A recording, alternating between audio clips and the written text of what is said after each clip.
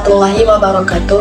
Halo teman-teman semua, perkenalkan nama saya Sri Juwita dengan NPM 221040024, Prodi Manajemen Pendidikan Agama Islam, Fakultas Tarbiyah, Institut Agama Islam Daar Ulum Azhan Kisaran.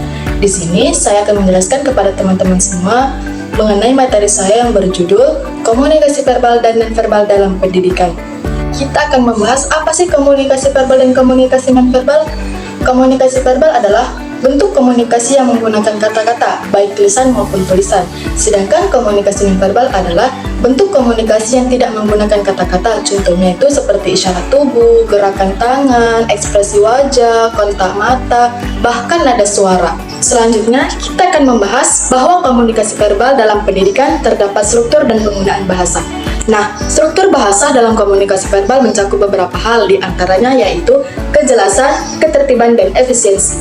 Kemudian, penggunaan bahasa dalam komunikasi verbal pendidikan.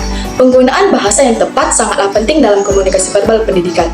Ada beberapa hal yang perlu diperhatikan. Yang pertama, menggunakan bahasa yang sesuai dengan tingkat pemahaman siswa. Yang kedua, gunakan bahasa yang variatif agar siswa tidak merasa bosan ketika kita sedang menjelaskan materi. Nah, ternyata ketika kita menggunakan struktur dan penggunaan bahasa yang baik, maka ada beberapa dampaknya, yaitu yang pertama, meningkatkan pemahaman siswa, yang kedua, lebih mudah diingat siswa, yang ketiga, meningkatkan minat belajar siswa, dan yang keempat, membentuk kemampuan berpikir kritis siswa. Dalam komunikasi nonverbal meliputi beberapa hal, diantaranya yaitu isyarat, yaitu tindakan atau sinyal yang digunakan untuk menyampaikan informasi tanpa kata-kata. Contohnya itu seperti mengangguk untuk menunjukkan persetujuan atau menggeleng untuk menolak.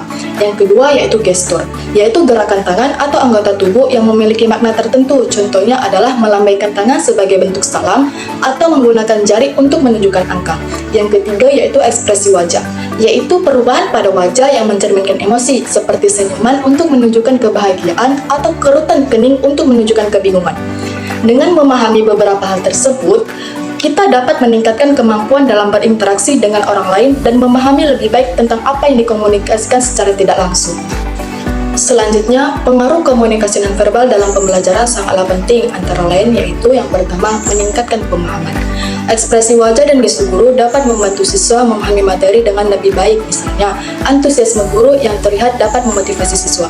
Kedua, membangun keterbangunan, yaitu komunikasi verbal seperti kontak mata dapat menciptakan rasa kedekatan antara guru dan siswa, sehingga siswa merasa lebih nyaman untuk berpartisipasi. Ketiga, menunjukkan perhatian dan respon, yaitu gestur seperti mengangguk atau mengarahkan tubuh ke arah siswa dapat menunjukkan bahwa mendengarkan dan menghargai pendapat siswa.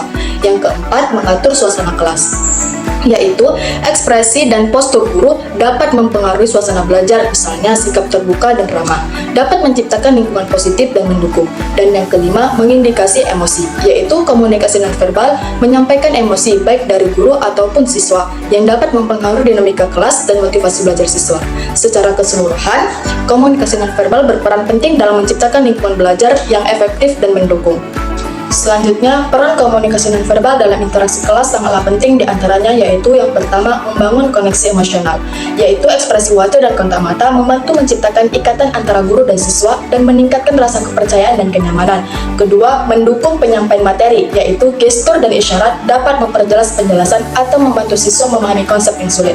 Ketiga, menunjukkan respon dan ketertarikan, yaitu gerakan seperti mengangguk atau memberikan isyarat tangan dapat menunjukkan perhatian, memotivasi siswa untuk berpartisipasi aktif. Secara keseluruhan, komunikasi nonverbal memperkaya interaksi di kelas dan meningkatkan efektivitas proses pembelajaran.